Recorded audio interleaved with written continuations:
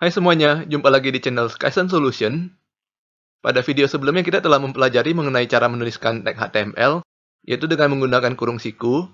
Di dalam video ini, kita akan mempelajari cara menuliskan kurung siku tersebut sebagai konten, yaitu dengan menggunakan HTML Special Character. Selain itu, kita juga akan mempelajari cara menuliskan komentar di kode HTML kita.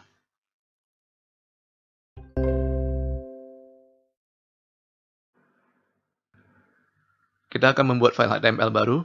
Kita buka Windows Explorer dan pilih folder latihan kita. Buat file baru dengan tipe teks. Lalu kita ubah namanya menjadi special.html.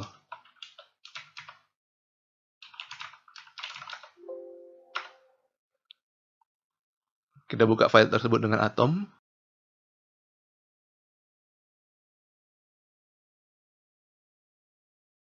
Dan kita ketik HTML dan tekan tombol Enter untuk mendapatkan boilerplate. Kita isikan title dengan HTML Special Characters.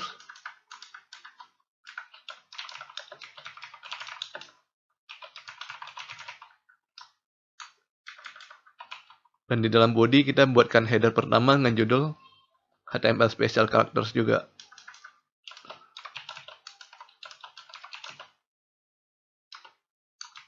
Nah, dalam kode HTML baru ini, kita hendak menuliskan konten yang perlu menggunakan tag khusus ya.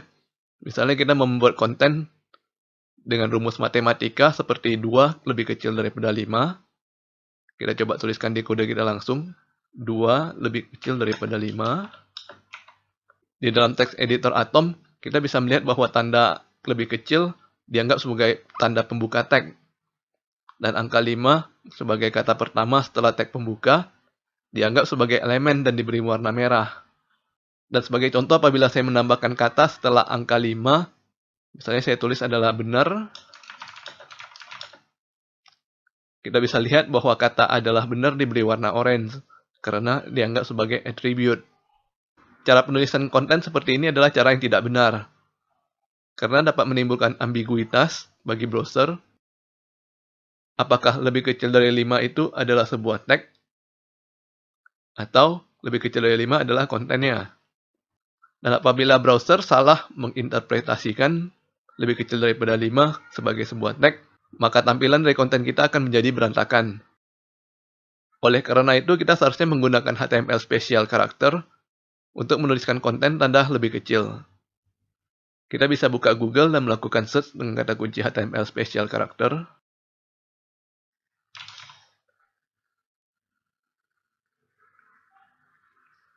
Dan kita bisa membuka referensi dari situs html.am.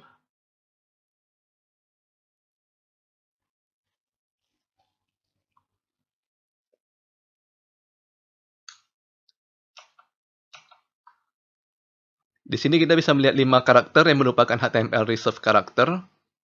Mengapa disebut Reserved Character? Karena kelima karakter ini digunakan untuk menuliskan kode HTML.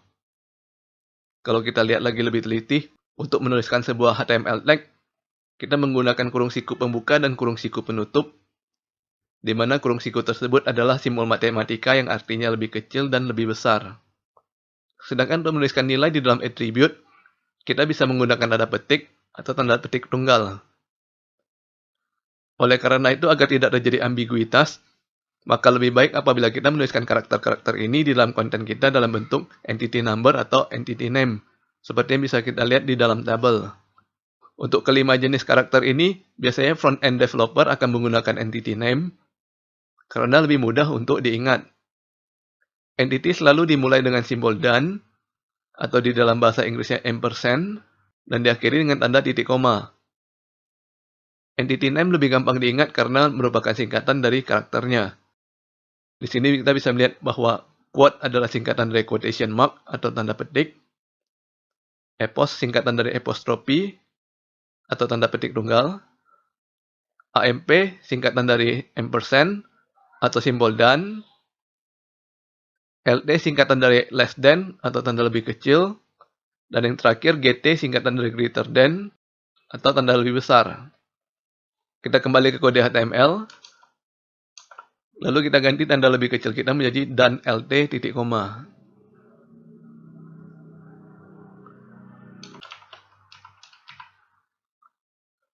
Kita lihat hasilnya di browser.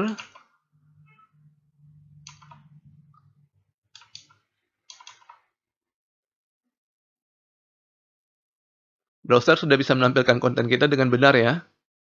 Selain menggunakan entity name, kita juga bisa menuliskan konten yang sama dengan menggunakan entity number-nya. Namun hal ini lebih sulit karena kita mesti menghafalkan nomor dari karakter tersebut. Sebagai contoh, kita copy paste entity number dari tanda huruf kecil, lalu akan kita tambahkan di kode HTML kita.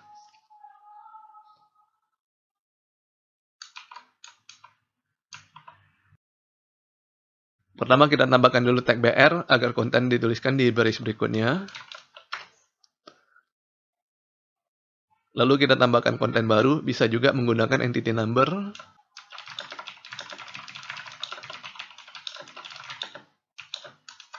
Dua lebih kecil daripada 5. Kita lihat hasilnya di browser.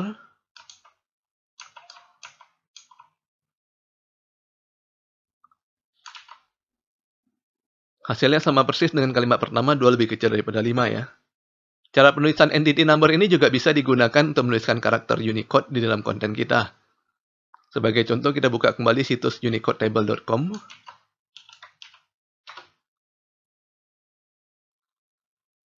Misalnya kita hendak mencari emoticon seperti yang kita gunakan pada pelajaran sebelumnya.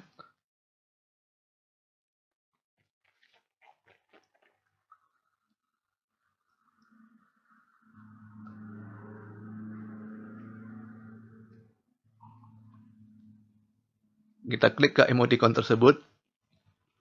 Dan di sini kita bisa melihat HTML code-nya. HTML code ini adalah entity number dari huruf tersebut. Kita copy HTML code. Dan kita paste ke header pertama kita.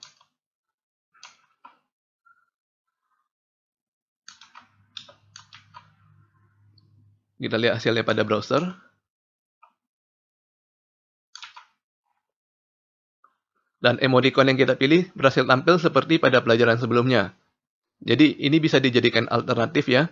Apabila kita sedang menggunakan text editor yang tidak mendukung Unicode, kita bisa menggunakan HTML code untuk menambahkan kode Unicode ke dalam konten kita. Ada satu lagi HTML spesial karakter yang sering digunakan yaitu dan NBSP, yang singkatan dari non-breaking space. Karakter ini akan menambahkan jarak satu spasi di konten kita. Sebagai contoh, kita hendak menambahkan jarak antara emoticon dan kata HTML.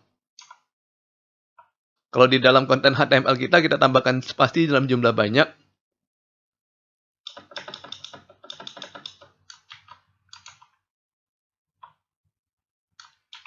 Kita bisa melihat bahwa hasil di konten tidak ada perubahan ya. Sebanyak apapun spasi yang kita tambahkan dalam konten, browser akan menginterpretasikannya menjadi hanya satu spasi saja. Apabila kita hendak menambahkan spasi, kita bisa menggunakan dan MBSP. Sebagai contoh, kita tambahkan satu buah dan MBSP di sini.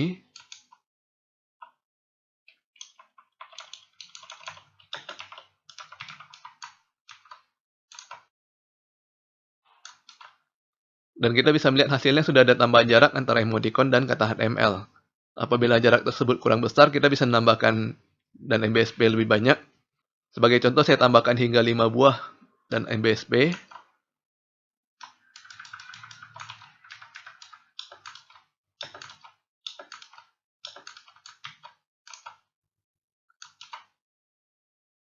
Dan kita lihat hasilnya jarak antara emoticon dan kata HTML menjadi semakin jauh. Kita kembalikan dan MBSP menjadi satu saja.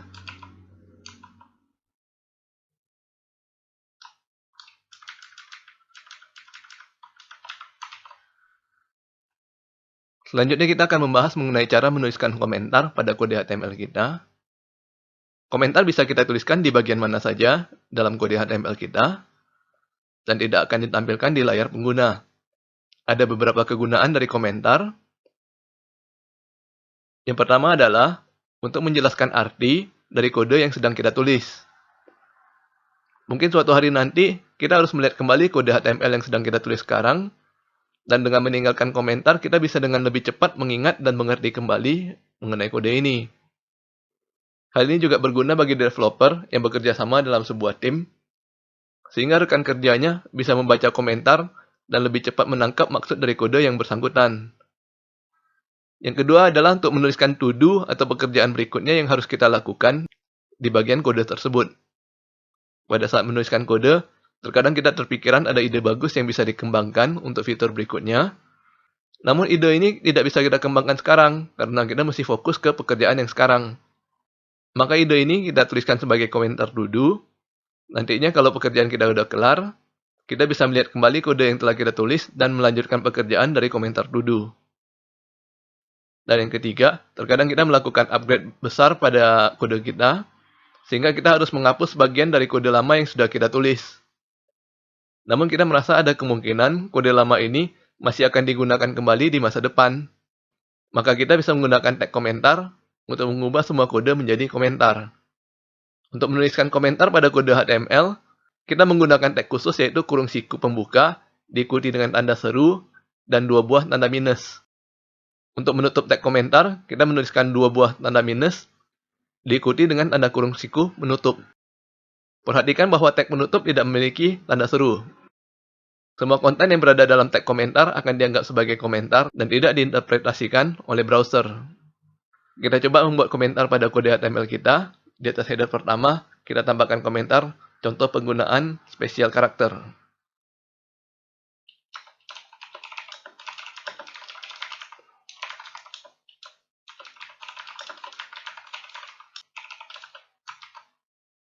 Lalu sebelum tag penutup body, kita tambahkan komentar lagi. Kali ini kita siapkan ruang untuk beberapa baris.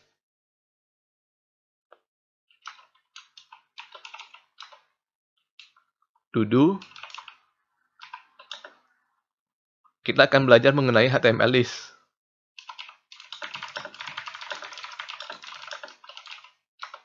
Di baris berikutnya kita tambahkan di video berikutnya.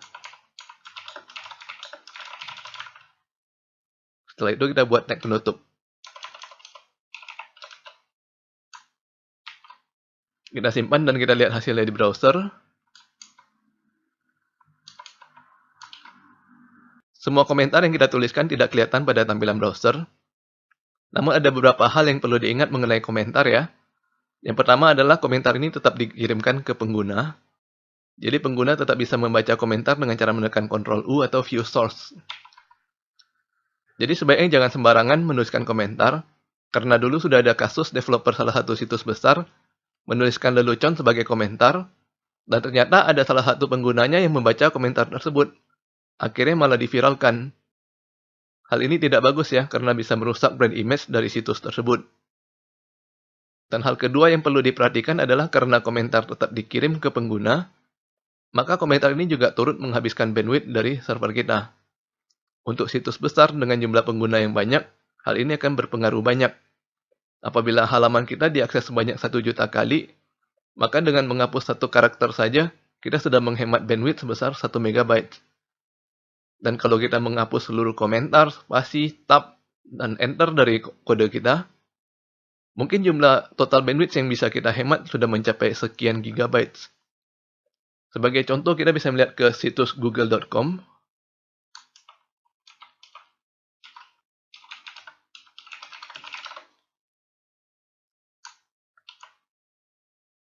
Dan kita coba view source. Di sini bisa kita lihat bahwa pada source sudah tidak ada lagi spasi, enter, ataupun tab.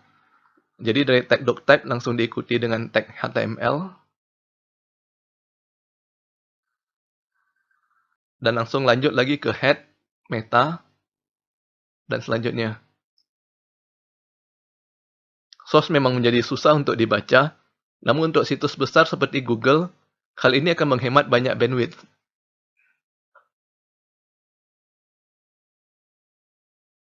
Kita review kembali apa yang telah kita pelajari pada video ini. Berikut adalah 6 spesial karakter yang sering digunakan. Yang 5 pertama adalah simbol-simbol yang digunakan dalam penulisan kode HTML, yaitu tanda petik tunggal, simbol dan, lebih kecil, dan lebih besar. Sedangkan yang terakhir adalah untuk menuliskan spasi. Untuk menuliskan simbol-simbol ini ke dalam konten, biasanya front-end developer akan menggunakan entity name, karena lebih mudah untuk diingat. Selanjutnya kita telah mempelajari mengenai tag komentar. Tag komentar dibuka dengan tanda kurung siku pembuka, diikuti dengan tanda seru, dan 2 buah tanda minus. Tag komentar ditutup dengan dua buah tanda minus, dan diikuti dengan tanda kurung siku penutup. Semua konten yang berada di dalam tag komentar tidak akan diinterpretasikan oleh browser. Oke, sampai di sini dulu video kita kali ini. Jangan lupa subscribe ke channel Skysen Solution untuk mendapatkan informasi terbaru dari kami. Dan sampai bertemu lagi di video berikutnya.